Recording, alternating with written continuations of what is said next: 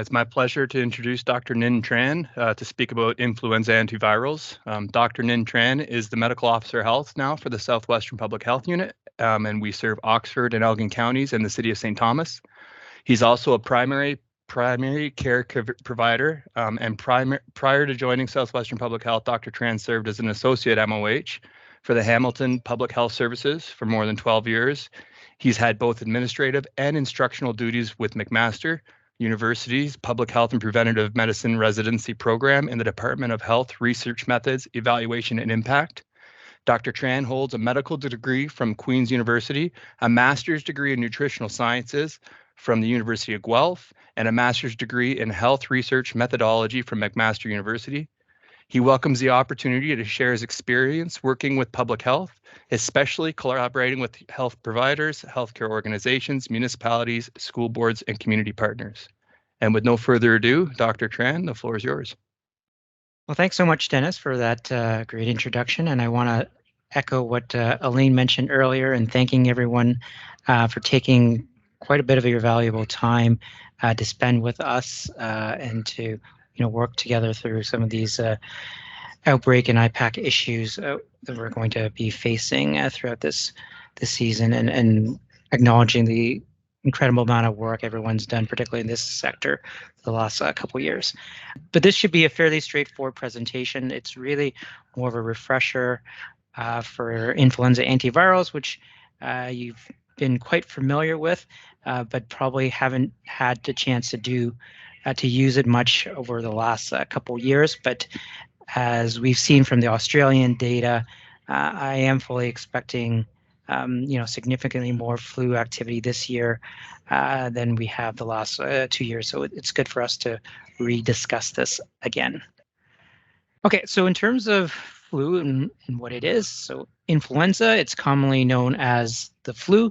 It's a respiratory virus, as you know, caused by influenza A or B virus. Symptoms usually start within 1 to 4 days after becoming infected, usually lasting 7 to 10 days. Of course, it can be longer in residents in your population that are the elderly. Although it can last quite a bit longer, it is really most infectious really for the first 5 days after symptoms start. And you can see sort of the picture on there. There are different components of the flu virus, including, you can see the enzyme neuraminidase, which is particularly important for viral replications, which is the basis of the most commonly used antiviral I'll be talking about. In terms of tools we have in the toolbox, not much has changed. We have our vaccines as well as our antivirals, and these tools are used both to prevent as well as control outbreaks in closed facilities. So in addition to the vaccine, antivirals are used both for treatment of cases as well as preventing or reducing the spread of outbreaks and transmission further. There are several that are licensed in Canada. The first category, which will be the focus of this refresher, is the neuraminidase inhibitors. There's the intravenous peramivir, but the most commonly used ones is the oseltamivir, which more commonly known as Tamiflu as the brand name, as well as zanamivir, which is Relenza. There are a couple other ones, Manidine and Marboxil, but the focus will be on the two that are highlighted there, and particularly Tamiflu, which is an oral suspension compared to the inhaled dose. Okay, next slide, antiviral treatments. Okay, so this is a particularly key slide. So the mechanism, especially for neuraminidase inhibitors, it's to stop the further growth of virus. So it's a bit different than antibiotics, which not only stop further growth, but it actually kills existing bacteria.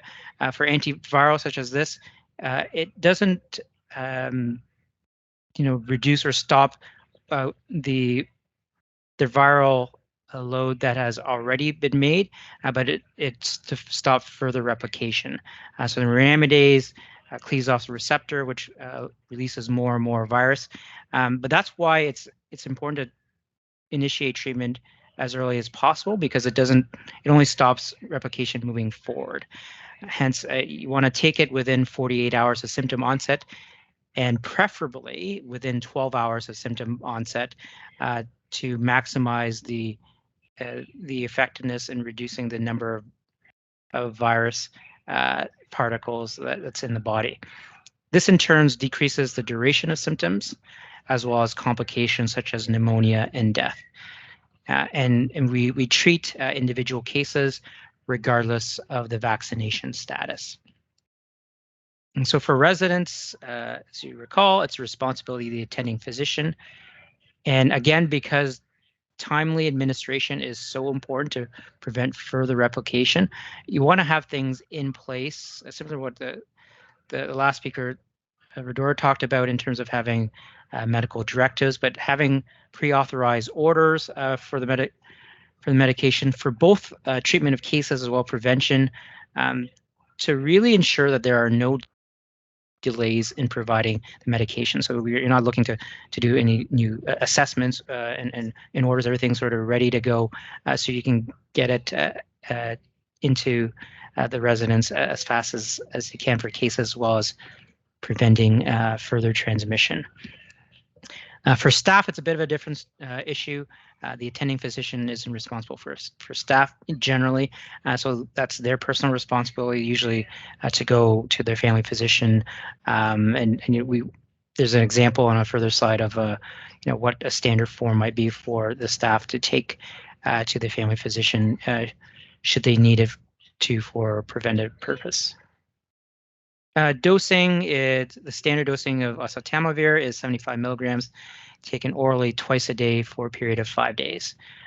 So the main consideration of this medication is it's excreted through the kidney, so dose will need to be adjusted if there's a kidney or renal disease or renal insufficiency.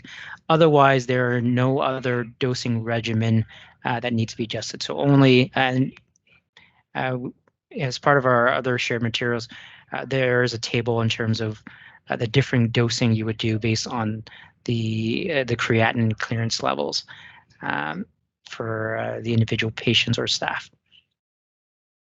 So this year, the one additional consideration is COVID, and so if cases, if your residents or staff happen to have both COVID as well as flu circulating, you need to consider treatment for both.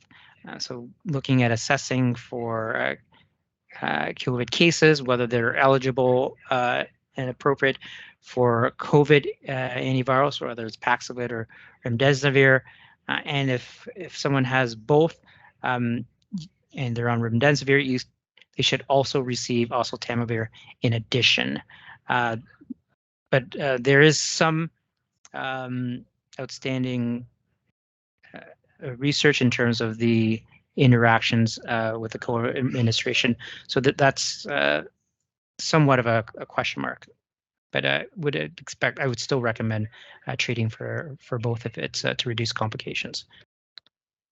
And I think the good thing about medication like this is that we can't be certain every case is influenza once you get to a certain level, but there is a low risk of harm. I mean, you've used this certainly for the past for a very long time, and there isn't a risk of conferring anti-resistance to other viruses. It's very specific to the influenza virus, regardless of the strain, but it's specific to flu virus. So prevention, it could also be used for prevention.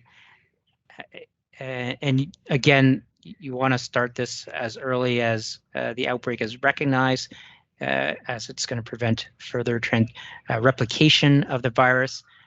And it's important to use it for all asymptomatic residents in an outbreak affected area, as well as unvaccinated staff members in the outbreak affected areas. So the main difference of narrowing down a bit for staff and more broadly used for residents is that we know for two things. So one, residents in your homes are more likely to suffer for complications than your staff, and there might be less of an immune response and efficacy of the flu vaccine. So that's why we want to be a bit more careful in the residents compared to staff for those two reasons. Now, dosing, it's still 75 milligrams, but it's once a day. Treatment is twice a day. And similarly, only adjusts if there's renal insufficiency. So as I mentioned before, it's for asymptomatic residents, and if residents become symptomatic, you need to consider whether they've got influenza, and to switch them from a once-a-day preventive dose to a twice-a-day treatment dose. And in terms of what's the outbreak affected area, generally it's considering the entire facility.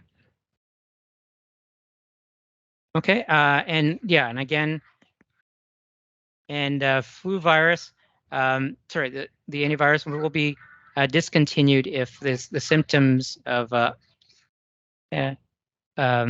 influenza develops.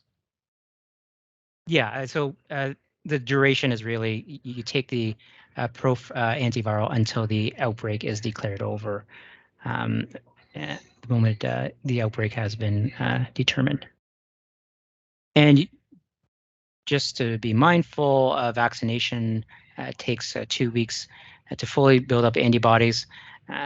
So anyone who's vaccinated within 2 weeks needs to be bridged. So that's by taking the antiviral until the 2 weeks is up for the vaccine to take in effect, or until the outbreak happens to be declared over before. It's whatever comes first. Fortunately, these antivirals do not interfere with the immune response to the vaccine.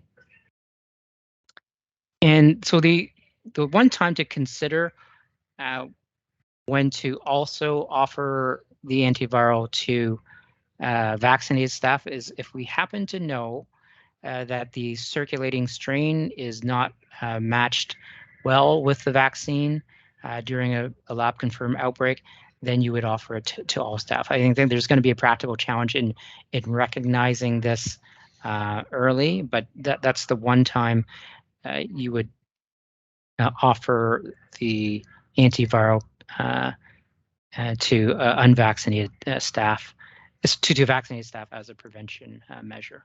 And we would notify the homes if this is necessary, and certainly consult with the Ministry of Health, potentially in PHO, to making this decision. So this is the sample letter I've talked about in terms of, I mean, I've seen a similar letter brought to me by my patients as if they're unvaccinated. They have a pre-made letter, and that helps the primary care physician write a script for oseltamivir for the staff patients in time to have it ready in case there's an outbreak, to get that filled as quickly as possible.